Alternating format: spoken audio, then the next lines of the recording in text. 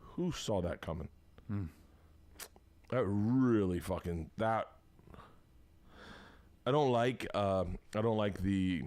there's a lot of things I don't like in society.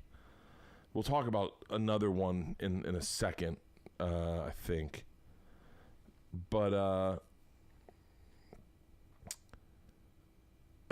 don't. It's hard to compartmentalize how to feel about Anthony Bourdain taking his own life. I was at a Hollywood premiere last night, and a lot of people have theories of why it happened, which I won't share because they're theories, and I don't think that that's responsible. But it just sucks. Guy sent me an email this week.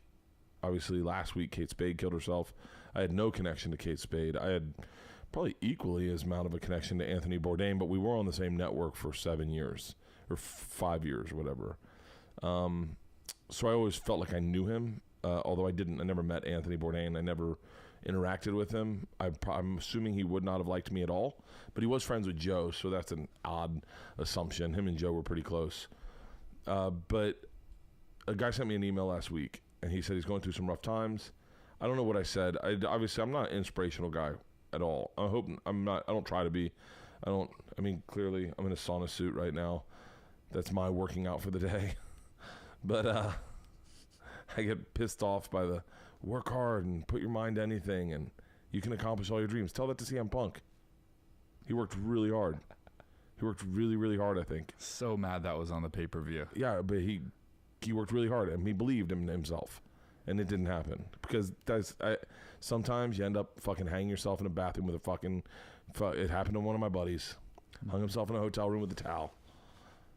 The guy sent me an email last week and said, I'm in a really bad spot. I've been thinking about just suicide, and you said just don't do it. Just don't do it. So by the way, I think it's copyright infringement on Nike. Just don't do it. That's the suicide swoosh. Just don't do it. Just don't do it. I don't mean to be flippant about suicide, but I've had so many friends kill themselves. Just don't kill yourself. Just don't kill yourself. I tried to compartmentalize what I say. Compartmentalize a lot. I try to compartmentalize what the comfort in suicide, like, because when my buddy killed himself, I had a really hard time with it. I still have a hard time with it. I think about him a lot. He was one of my best friends ever. Like, we knew each other when we were very young, and he's one of the greatest guys and the most fun fucking guy. The most fun guy. The concept of something's burning, I came up with him in his apartment on Detroit Street. Detroit. This guy was so fucking interesting. He didn't have a good time when he lived on Detroit Street, although we did do, like, we made peanut butter Monte Cristos because we wanted to make food that we thought would be a good idea, but no one had made before. And then we made peanut butter Monte Cristos. So let's do a peanut butter sandwich and then deep fried it. And then we turned out, they do that all over the fucking world. But he was just a really fucking great guy. And he believed in himself, and he was a hardworking guy. And sometimes you end up killing yourself. Yeah. So I didn't want to get morose on this. Obviously, I'm not a motivational speaker. I don't have any insight to life. What worked for me will not work for you. I don't know how your life's going to get better. I can't fucking fix it. Okay. What's my advice? Lay in bed watching videos with your daughter until 11:30. Then text Halston and say, "Hey, can we do a podcast?" I don't get up like Jocko Willink and fucking work out at 4 a.m. I fuck around. I'm goofy, and I can't tell you that hard work's gonna get you fucking anything because it won't a lot. It just won't. It'll just get you hard work. You gotta be lucky as fuck in this world. And Anthony Bourdain was lucky. He was lucky. And he still killed himself. I've heard from so many different podcasts how much people looked up to him and how much he had their dream job. You know what I mean? And for a lot of people, too, you have people's dream jobs, too. You know? And by the way, I'll never kill myself. Right. That will not be happening. I can promise you that. Dude, I like me so much more than I like you. I would never kill a person. Like Kanye said, if I thought about killing me, bitch, I thought about killing you. I I've never thought about killing anyone. I'm definitely not going to kill myself. Yeah. I have nothing to say about Anthony Bourdain. And I have nothing to say about suicide. I just think you shouldn't do it. Stick around. I could use the numbers, you know? If you Trying to build open tabs here. My only fucking job is to make you giggle and forget about the shit in your life. That's it. That's it. You know? I think the bigger platform you get, the bigger you get.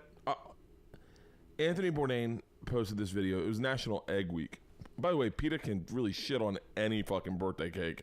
And PETA really does fucking ruin any national you name it day. Eggs. National Egg Day, and all they did was post videos of killing baby chicks. So in the sea of agenda news that comes out on National Egg Day, and by the way, it's pretty brutal. I don't know how they're having so many chicks, but they just drown them and then crush them up into dog food. So when it says chicken and dog food, it's baby chicks. Thanks, PETA. It was National Egg Day. All I was thinking was, God damn it, I love eggs. And you shit on it for me. But then Anthony Bourdain, and by the way, I hadn't thought about Anthony Bourdain in a while. Anthony Bourdain just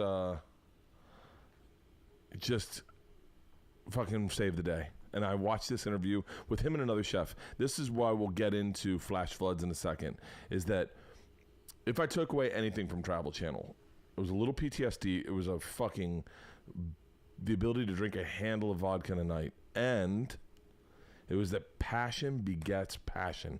When you find someone that's passionate about something, you don't have to do any work.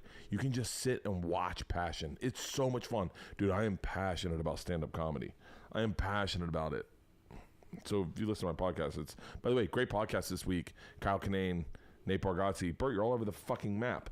I watched this video on Anthony Bourdain on how to scramble eggs with this other guy with green hair. He's a chef. Danny Boween. Like, what is the food you've done the most? And you told me probably omelets. Yeah. I'm the most. So what's your move with scrambled? Look, I go with the Jacques Pepin platonic ideal. Eggs, salt, pepper, cooked in butter, not overbeaten. You want a little rippling in there, texture, and cooked bavos, meaning a little wet. Bavos. In a pan, figure eight. You forget he was a fucking chef. Like, you always forgot. I always forgot he was a chef. You know why it's omelets? Because that's like omelet station, bro. Everyone's getting omelets. That's the one thing. You work at a restaurant, omelet. Can I get an omelet? Don't over scramble. Don't overbeat.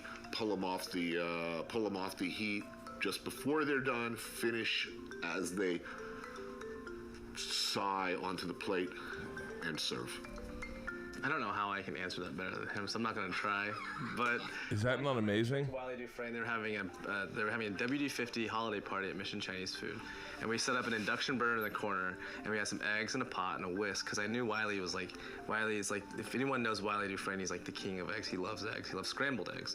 So I was like, hey, chef, can you help me? I don't really know what I'm doing over here, and this is in the middle of their holiday party. And we had a tin of caviar and all these eggs, and I said, hey, can you help me? I just need to figure out how to do these eggs over here. And he was like, oh, you mean Midtown eggs? And I was like, what are Midtown eggs? He's like, it's how everybody wants their eggs cooked in Midtown. And he's like, showed me, he just butter, eggs, whisk it really on and off the heat slowly to get these little tiny curds. And he finished it at the very last second. I want to say he finished it with cream cheese and not creme fraiche. It gave it this really silky, luxurious texture. And creme fraiche. And then he put it on top of toasted white bread, like white toast points, and then we put caviar on it. That was the best scrambled egg I've ever had in my life, obviously, but even without the caviar, it was crazy because he had this technique. But I mean, I tried doing it with him and completely messed it up the first time. So, things about the eggs, it's like chefs nerd out because it's the most unforgiving and most satisfying thing to make in the world. So I can't, but his answer was the best. I don't really scramble eggs at home that often. I make a lot of omelets. Yeah. Still. Yeah. I hated cooking professionally, but at home, cooking an omelet for somebody you care about. Yeah. Oh, it's the best. Unlike most of my career. That feels. Egg white omelets ever? Have you done an egg white omelet for yourself ever? You shouldn't be intimate with anyone who just eats egg white omelets. I mean, that's the end of a relationship right there. You think that smile was lost that night. What a fucking great answer. What a cool what a cool guy Anthony Bourdain was. Like, just a cool guy. You know, here's the fucking rub, is that with really cool guys, like the cool guys, they're tortured. I'm not cool. I'm tortured, but not cool. Like, cool guys always got something in their crawl. Fuck.